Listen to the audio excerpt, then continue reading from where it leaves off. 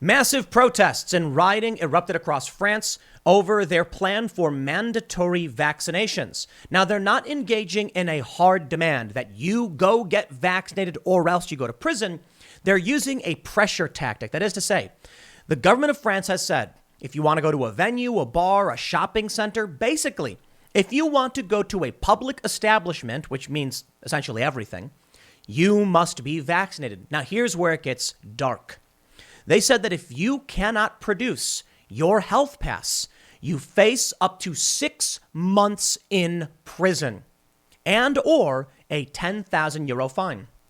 As for the owners of establishments that do not check people's health, 1 year in prison.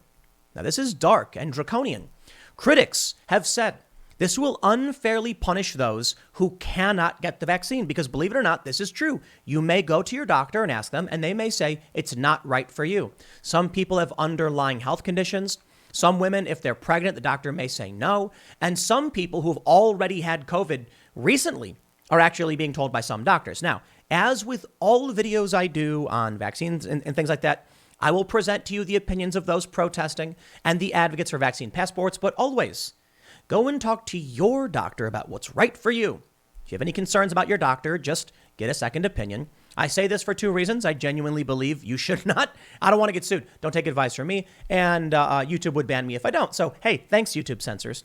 But no, I genuinely believe you should be very careful about what you hear in the news. There's a lot of stories that will try to shock you and scare you to get clicks. So get some opinions from a medical professional, someone you know and trust and has your medical history. Now, as for France, we have actually seen some vandalism of vaccine centers. Over 100,000 people marching in the streets, the police coming out with tear gas. It's getting spicy in France. These people don't just sit back and say the government can do whatever they want. These are people who are descended from those who, the French Revolution, particularly gruesome. Now, in this vandalism, one of these vaccine centers was set on fire, actually damaged, and I believe they shut it down.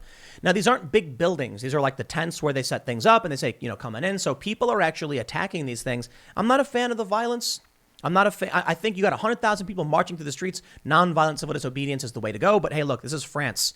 They're all about this. They do it all the time. And far be it from me to say what the French people should or shouldn't be doing in their country because I don't live there. But I will just say, I think if enough people rise up, they can actually put pressure on the system and they don't need to engage in overt acts of violence. You usually don't. And it's usually bad because we're not in that era anymore. And I will say this.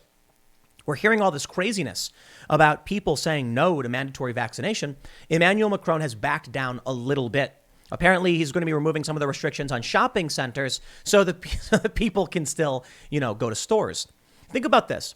Something I've mentioned quite a bit. There are people who are pro-vaccination and love the mRNA vaccines, but can't get it for medical reasons. These people should not be punished. And honestly, it should be up to individuals to decide what's right for them based on what they talk about with their doctors, not the government. Oh, I can already hear the left screaming, but pro-choice, pro-choice. Hey, I'm not a conservative. Leave that argument for somebody else.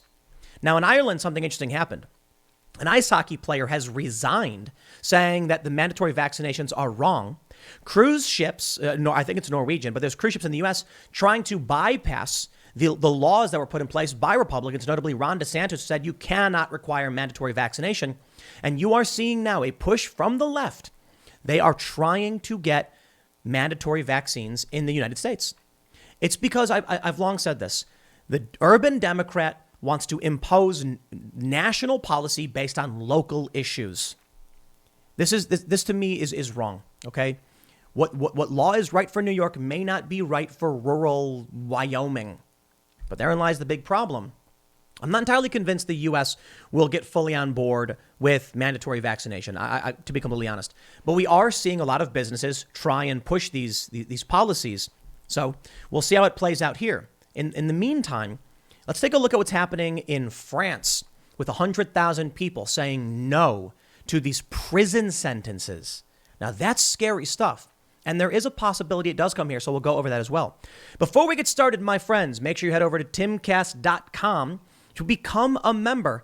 As a member, you will get access to exclusive members-only segments to the Timcast IRL podcast. These are all the conversations YouTube does not allow us to have, and we would be censored on YouTube. But we also have a news division now, a newsroom that is slowly growing. There's still some bugs. We're in beta. We just launched. But with your support as a member, you're helping us do real news and real journalism and helping us expand. We're going to keep doing more shows on the way. But again, timcast.com, become a member. Let's take a look at this first story from The Guardian. France achieves record COVID jabs with Macron's big stick approach. 800,000 vaccinations in a single day.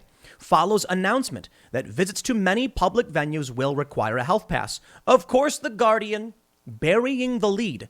They do call it the big stick approach, but let's be real on what that means. It means prison time. The Guardian reports, within 72 hours of the French learning, they would soon need to be vaccinated or tested to go to the cafe. More than 3 million had booked appointments, and France had broken its vaccination record, administering 800,000 shots in a single day. At the same time, daily infections driven by the more contagious Delta variant continued to climb, reaching nearly 9,000 on Wednesday. And on Bastille Day, about 20,000 demonstrators nationwide protested against what some called a dictatorship. The Guardian says, polls show more than 65% public support for the range of measures unveiled by Emmanuel Macron on Monday, aimed, in the president's words, not at making vaccination immediately obligatory for everyone, but at pushing a maximum of you to go and get vaccinated. Now, I want to point out, part of this bill was that you could get a negative test. Now, that's why I said it's not a hard mandate. It's pressure. What they're doing is they're saying, you want to go to the bar, get a test. What are people going to do? Go get COVID tests every other day? Most people probably say it's easier just to get vaccinated. So in that view, Emmanuel Macron's policy worked like a charm. The threat was enough. Many people said, okay, fine, we'll go out and get that vaccine. The problem, however, is, like I said, some people would want to get the vaccine, but the doctors don't let them. And the other issue is, look, people have a choice over what's right for them medically. The government shouldn't be imposing medications or anything like that on people. It's between them and their doctor. Again, the leftists, can go scream pro-choice, pro-life somewhere else. I'm not a conservative. They go on to say, critics, however, accuse the government of discriminating against vaccine skeptics and those who will not be fully inoculated before the rule comes into effect, while others say the government is effectively imposing general vaccination by stealth, trampling on individual rights and freedoms. Macron announced that from July 21st, anyone visiting a theater, cinema, sports venue, or festival with an audience of more than 50 people would need a health pass, proving they were either fully vaccinated or had tested negative or were immune. The same requirement will be extended to bars, cafes, restaurants, shopping centers, though not supermarkets, hospitals, long-distance trains, coaches, and planes from August 1st, he said, including for children aged between 12 and 17 from September 1st. People unable to present a valid health pass risk up to 6 months in prison and a fine of up to €10,000. According to the draft text of the law, while owners of establishments welcoming the public who fail to check patrons' passes could go to jail for a year and be hit with a €45,000 fine. A year in jail if you are not checking for vaccine passports. Meanwhile, non-essential free coronavirus testing will also end in September to further encourage vaccination. And healthcare professionals and retirement home workers who have not been vaccinated by 15 September will be suspended for a month to allow them to do so. Thereafter, they risk dismissal. According to one report now, I could actually, I'll put up in a second, all medical workers are required to get the vaccine. Now, vaccine passports are not new. And many on the left are saying, look, they're not new. Countries have done this all the time. Calm down. You're freaking out. Hold on. When I went to Venezuela, you needed to get the yellow fever vaccine. It's because they don't want to let you into their country where you're going to get yellow fever and get very sick, and then they have to deal with that responsibility. I can respect that. There's a lot of things about Venezuela I don't respect, but they're like, yo, we don't have to let you in. You want to come in? We want to make sure you got a vaccine for yellow fever. When I went to Venezuela, I got like 4 or 5. I don't know how many shots I got. The yellow fever one was the worst because it goes in your skin. And you have to get it. You get it. The first shot is good for 6 months. Then you get the booster and it's good for like 10 years. So I had to get those shots before I went to Venezuela. And I had to have a card proving that I did. There's a difference between a sovereign nation saying we will not allow you in our borders unless you have the vaccine and a store. Okay, people need to go out and live their lives. But of course, Macron said not supermarkets. Yeah, that's a step too far because people got to eat food. But you see how that pressure works. They openly state their goal is to just pressure people to go and get the vaccine. I'm not a fan of this. I am not a fan of 7-Eleven having vaccine stations out front or bars doing it because you need to have, I've said this a million times, when you go to the doctor, they make you fill out the questionnaire. I've seen some of these videos. I'm sure some of these pop-up vaccination places have you fill everything out and then probably will turn you away. But I've seen many videos where people don't do that. They walk up and they're like, have a seat. Here's the vaccine. It's like, dude, please. When we hear stories about adverse events, I would at least assume some of these stories are due to the fact that people are going to bars of all places or these centers and they need sound medical advice from their medical practitioner. I don't care if you're Fauci or Joe Rogan, as I've brought up a million times. Anyway, I digress. I also am much more libertarian. I don't think the government should be mandating these things. I think it should be up to an individual and their healthcare practitioner, which is so funny because conservatives are now coming out saying my body, my choice, and the left is mocking them. I'm like, they're not wrong. My body, my choice. You know, people make a lot of healthcare decisions for themselves based on what they think is right for them. I'm not going to get in the way of that because I don't know your medical history. Here's what The Guardian says is amazing. The big stick approach to vaccination, which goes further than the adopted by most governments, has had an immediate impact on the take-up. While 66% of French adults have received at least one dose and 53% are fully vaccinated, the number of first doses being administered had, in common with many Western countries, started slowing as the campaign came up against more vaccine-hesitant or hard-to-reach groups. However, in the hours after Macron's announcement, more than 20,000 slots a minute were being booked via Doctolib, France's main medical appointments website.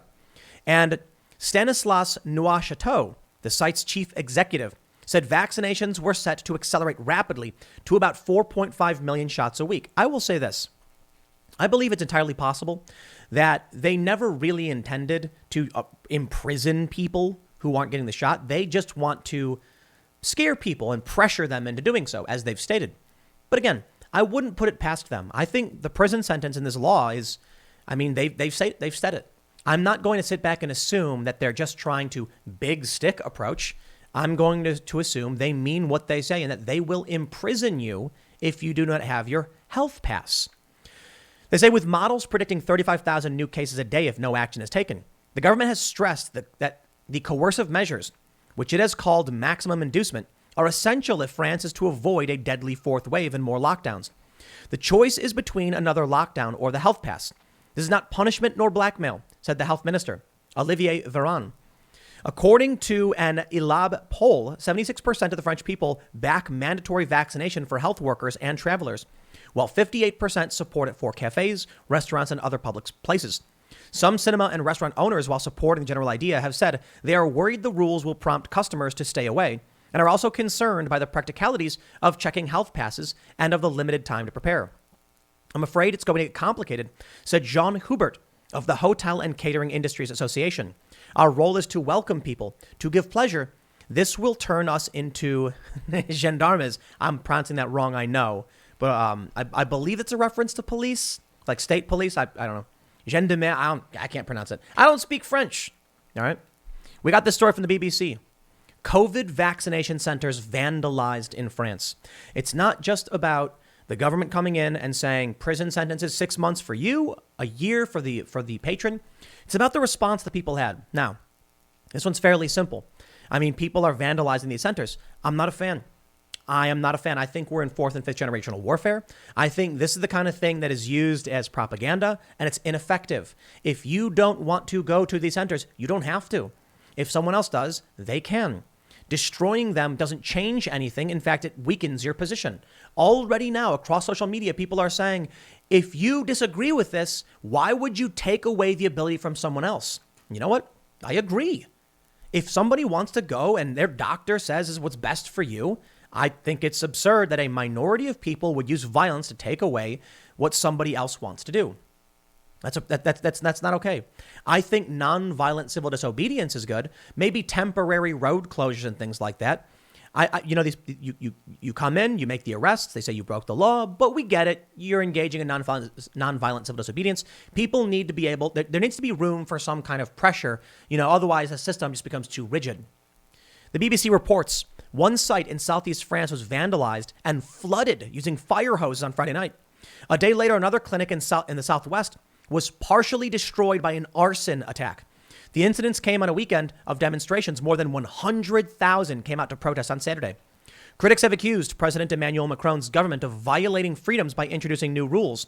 The most controversial of the rules include mandatory vaccinations for health workers and health passes to access most public places. Anti-vaccine graffiti was found near a vandalized vaccination center in Lannes-Vercourt near the southeastern city of Grenoble. Saturday's arson attack targeted a clinic in the village of Urugny near Biarritz in the southwest. Forgive me for not being able to speak French. Meanwhile, at a rally on Saturday, French politician Martine Warner told protesters to lay siege to the offices of lawmakers who backed the government's COVID policies. Not a fan. Now is the time to realize the establishment is looking for any excuse. In fact, take a look at what, I talked with Jack Posobiec over at Timcast IRL on the podcast show. Jack said, and this is more U.S. government, but consider this. They have their solution. They need their problem.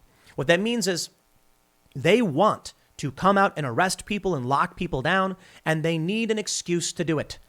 Do not engage in violence, please. This is not the 1800s anymore, the 1700s. What we need is to be resourceful, peaceful, and persuasive so we can share with people information like this, explain to people what the problems are, give them reasonable arguments, and I know it is difficult, and I know it is an uphill battle. That's the reality. If there was an easier way to do it, that would be the way to do it. But this stuff, vandalizing vaccination centers, is just morally wrong. I've long thought about the idea of tactics, and let me just explain to you guys. The ends don't justify the means. That's what the leftists are doing. That's what the violent people in the streets, like Antifa, are doing. I don't care if these people are saying no to government, authoritarianism, whether you agree or disagree. If you allow a government to be built upon the idea that people can destroy what they want without regard to other people's desires or resources, your government will be the same as the authoritarians that we have fought so hard in the past. We are trying to elevate ourselves, escalate. We're trying to go above the old and do something better. Win with passion and persuasion. It's difficult, I know. And a lot of people think this is a solution, but it is not. Already now, these stories are circulating, and that's what's being used. I can't even show you the next story. The AP shows an image of this, and they're like, marginalized groups, we'll just call it that, survivors of World War II, there you go, are outraged at the rhetoric from these people. It is all going to be used to convince regular people to ignore you and not to listen to real arguments. This is the propaganda battle. They want to say a high-profile skeptic of COVID vaccines. Martine Warner faces a potential legal inquiry for this. She was forced to quit her opposition group in Parliament on Sunday, but said her words have been misconstrued. France has seen several acts of violence and vandalism against lawmakers who supported the new vaccination rules.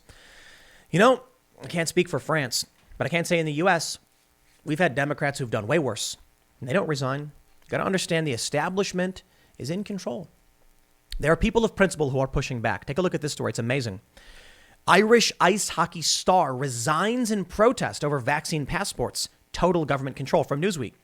They say the Irish government passed a bill in the last 2 days that will require proof of vaccination if customers want to dine in restaurants, pubs, and cafes indoors. A vaccine passport, either paper documentation or an EU digital COVID-19 certificate, will very soon be required for people to enter all indoor establishments in Ireland, according to the BBC. On Friday morning, McAvoy sent an email to his teammates and coaches of the Irish national ice hockey team to resign. The email, which was read in full on the Richie Allen show and posted on his website, said, Ireland is now officially a medical apartheid fascist state in line with the wider global control grid. The group of people acting as the Irish government has been allowed by our citizens, Gardaí, and the Irish Defence Forces to erode our rights given to us under the Irish Constitution, the UN Declaration of Human Rights, and have broken the Nuremberg Code. McAvoy added, I can no longer represent a country that has approved of the discrimination and segregation between vaccinated people and unvaccinated people. The hockey star explained that over the course of the pandemic, he and his family became second-class citizens in Ireland. We can no longer do the same thing that first-class citizens can do. This is extremely dangerous to our democracy, McAvoy said. These laws are unjust and thus giving me the right not to follow them. He added that because the police support the government in this decision, he can no longer trust those sworn by oath to protect us. He said he would not accept the use of vaccine passports or any other kind of identification, as it allows for total government control over the citizens of Ireland and akins us to cattle.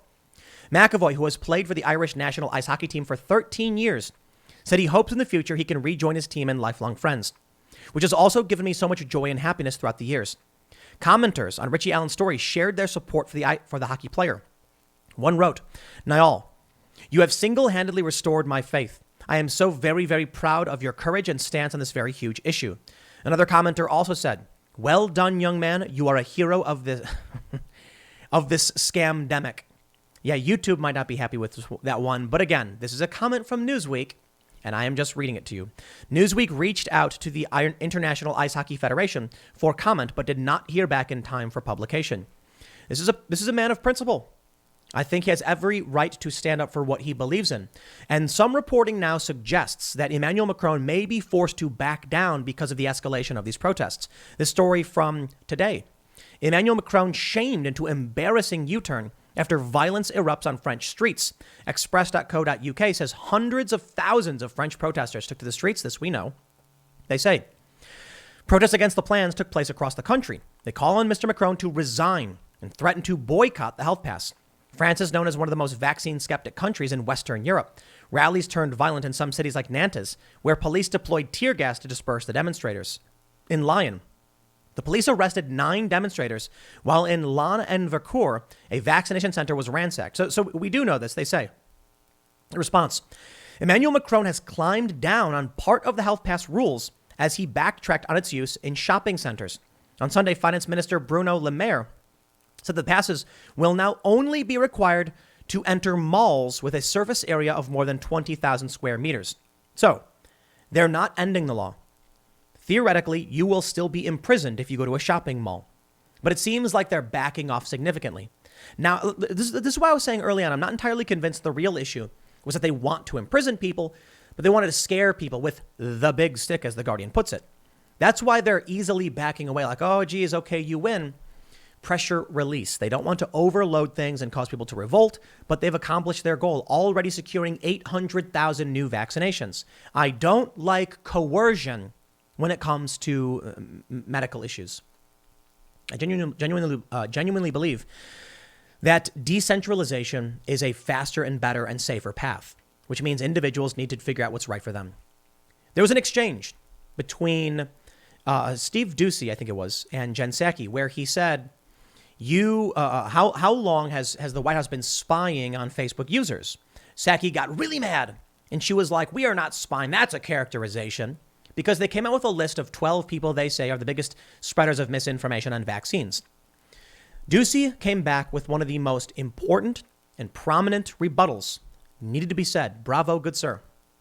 He said, there is currently a video of Dr. Fauci from last year telling people not to wear masks. Should Facebook remove this video as misinformation? Of course, Psaki then comes and defends. And this was a brilliant exchange. Brilliant. He lined this up, hit it out of the park. Psaki then comes back and says, as Fauci has stated, the science changes. To which Doocy responded, but Facebook was removing content last year that we now know to be, that many news outlets are now reporting to be possibly true. Aren't you concerned that banning this information, which may eventually turn out to be true, is problematic and will naturally scare people? Brilliant. 1, 2, 3. Nailed it. If Dr. Fauci can have a video on Facebook where he's giving you bad medical advice, in contradicting current CDC guidelines, Facebook allowed that last year. It's still allowed right now, even though we know it's out-of-date information. Even Fauci has said as much. Yet they would ban some information right now which may very well next year turn out to be true or false. Therein lies the big problem.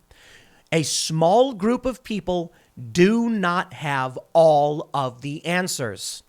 With a decentralized approach, you are more likely to have the cream of the crop, the best of the best rise to the top. I'm not saying absolute decentralization like anarchy, but maybe a more libertarian approach, meaning there should be some medical experts who go through data, but it should mostly be that people are allowed to share. And I think this, you know what? How about Facebook? You already put tags on certain information. You already say, hey, check out our latest information. I'm totally fine with that. If someone posts, here's a study and here's what I think, and YouTube or Facebook says, here's the current, CDC guidelines, I'm fine with that. Allow people to see all of the information. Allow them to know they can trust you not to silence people, because that's the problem. As I mentioned in a previous segment, Mike Cernovich said that, you had all of these protesters out last year, and all these websites and news outlets and the establishment were saying it's fine. It's safe. It's not causing problems. In one instance, a study out of, I think it was University of Colorado, said that the mass protests by the thousands and tens of thousands actually reduced the spread of COVID. And that eroded trust in people, because Fauci has been wrong and can be wrong and they don't care. But people who are wrong and then later turn out to be right are banned. We can't have that. You are eroding trust. And then they expect us to come and just accept all of it? Well, here we go. What's coming to the U.S.? First, from Vice. I love this one. I've shown it before, but it bears repeating for the context. The GOP wants to save you from vaccine passports that mostly don't exist. This could get interesting if businesses start mandating proof of COVID vaccination on a massive scale that mostly don't exist. It's just like, look, it's funny. I worked at Vice News. Do you not understand that they're passing these laws so that people and companies don't implement them? We understand they mostly don't exist. And it's because of these laws that will presumably continue to be that way. But then we get this from Vice as well. We all have vaccine proof. Why aren't any bars or restaurants requiring it? Then Vice themselves become advocates for for vaccine passports. Vaccine passports are soft power mandatory vaccination. And it will discriminate against people who are medically unable to get that vaccine. Now, I know people are already saying I should have a choice whether, I get the vaccine or not. Look, I'm saying that's the argument. You typically hear people say my body, my choice versus people saying be responsible and help the community or whatever. There's an easier argument here. Regular people who can't get it should not be discriminated against. And so what do you do then? Oh, we'll do, you have to have a negative test, right? France said they're ending their free testing in September. So now you're going to charge people and inconvenience people who have done nothing wrong? I am not a fan of overreaching government, because a small group of people who think they're smarter than you cannot run the system. And we learned this because of communism. Every time they try and implement this command economy, this command structure with a small group of party members in control, things don't work out all that well. Now, do they? Capitalism, free market, free enterprise is decentralized. Not perfect, not absolutely. And it does give rise to centralized powers and major corporations. It's not perfect, but it's a lot better. Now, I don't want to see people getting violent. Gravel Institute praised the tactic of January 6th, but denounced the ideology. And I'm like, that's nuts, man. Who wants to live in a world where at any moment someone's going to be like, I'm not a fan of this government, I'm going to overthrow it. I'm not a fan. I'm not a fan of what people did on January 6th. I understand. I know. I say it every time. A lot of people were just bumbling around confused. But a lot of people did try and storm through, pulled these barricades down, fought with cops. It was bad stuff. No. The problem is what we're seeing is coercion and manipulation from the establishment left, the mainstream, including the neocons as well. And these woke cultists. You know what I want? I want a future where people present arguments. And then someone sits back and says, you know what? That was a really good argument. I haven't thought about that one. I'll have to come back to you on that. Jordan Peterson acts that way. That's what's fascinating. In one of his interviews on Comedy Central, he's like, I didn't think about that. That's a good point. That's a smart person who's willing to accept new information and consider it. That's what I want to happen. And that includes when people are like, hey, maybe we should, have all of these vaccines. But they're so desperate to just get everyone to do it. They would lie, cheat, and steal to accomplish that. That is not the world I want to live in. If you have a problem with people, I believe that being honest with them, telling them the truth, and trying to build their trust compassionately is the appropriate way we should be running things. You look at what they're doing now. It's coercive and manipulative. Nah, not a fan. If the idea is, and I forgot the guy's name, but I'm quoting someone smart from a long time ago. If the idea is that if human beings are not smart enough to simply manage their own lives or govern themselves, thus you need an elite band of learned men or people, shouldn't we then realize that those people are also having the same faults of the regular person? And why should we assume that any one of these people will be smarter? I certainly think there's something powerful to central planning in a limited respect, like having a government where they say, here's what we want to do. Presenting that to the people, having people vote, having people make proposals, I think is valuable. I do believe authority can be a good thing, but authoritarianism, a government based on the fact that a small group of people can just do whatever they want, doesn't seem to work out all that well.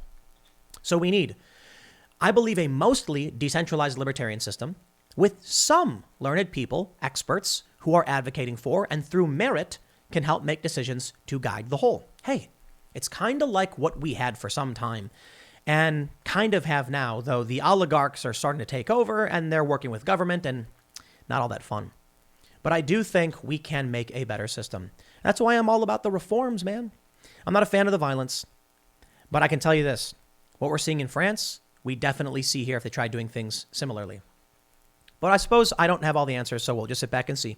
I'll leave it there. Next segment's coming up tonight at 8 p.m. over at youtube.com/TimCastIRL. Thanks for hanging out, and I'll see you all then.